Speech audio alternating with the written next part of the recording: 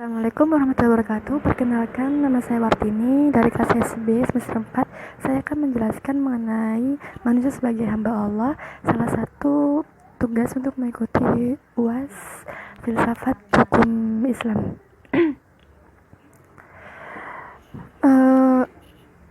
Manusia sebagai hamba Allah. Hamba dalam bahasa Arab adalah abad atau abid, yang secara umum dapat berartikan sebagai tunduk atau patuh dan menghambakan diri. Dengan kata lain, hamba dalam orang dan patuh dalam menghambakan diri terhadap sesuatu. Sedangkan ketundukan, kepatuhan, dan penghambaan diri yang dilakukan disebut sebagai ibadah. Dalam Islam, ibadah tersebut dalam patut dilakukan kepada Allah Subhanahu wa Ta'ala dan sifatnya absolut atau mutlak.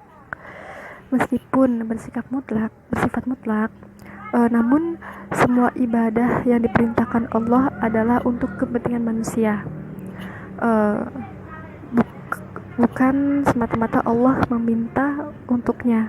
Bisa juga dikatakan sebagai rusyuh atau keinginan untuk melaksanakan jika mendapatkan keadaan situasi yang tidak sewajarnya. Misalkannya, wudhu bisa digantikan dengan tayamum apabila sama sekali tidak menemukan air atau ada air teramat sangat terbatas.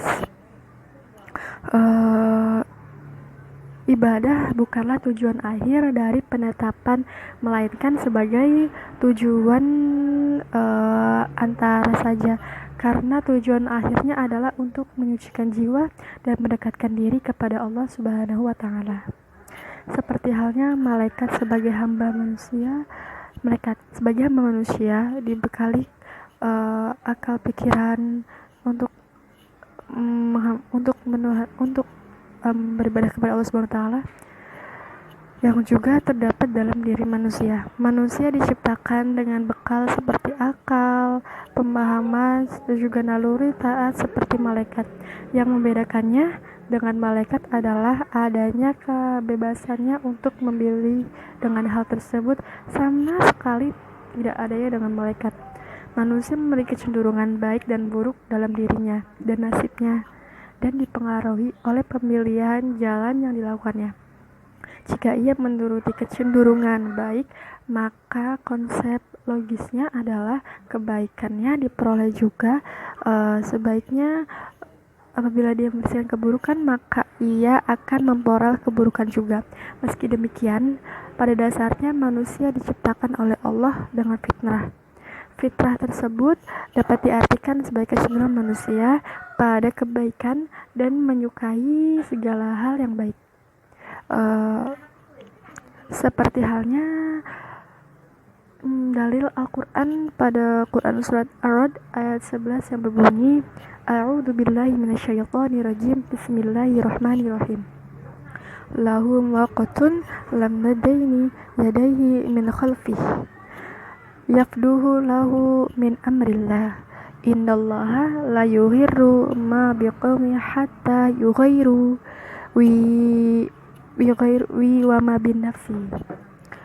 Wa idza aradallahu biqaumin su'an fala warada lahum wa ma lahum min dunihi min wali.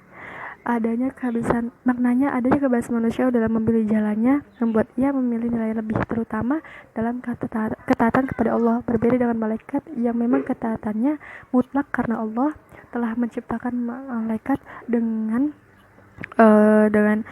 desain taat dan patuh sepenuhnya, tanpa ada nalurinya lain. Jadi ketaatan malaikat memang mutlak diciptakan untuk taat kepada Allah, sehingga tidak bisa memilih taat atau tidak sebagaimana dengan manusia. Nah, dari manusia sebagai hamba Allah juga terdapat satu dalil Quran surat Az-Zariyat ayat 56 yang bunyinya, wa ma khalaqtul jinna wal insan inna liya'budun. Maknanya adalah Allah menciptakan jin dan manusia untuk menyembah hanya kepada Allah. Meski begitu, relasi yang dibangun oleh Allah terhadap para makhluk dan hambanya bukanlah seperti hubungan antara tuan dan para budaknya yang saling membutuhkan satu sama lain. pencipta makhluk atau sang Khalik untuk diperintah untuk beribadah hanya kepentingan hamba semata, bukan untuk kepentingan Allah. Kemahagungan Allah tidaklah ditentukan oleh taat atau tidaknya hamba, tetapi memang Allah sendiri telah maha agung tanpa semua itu.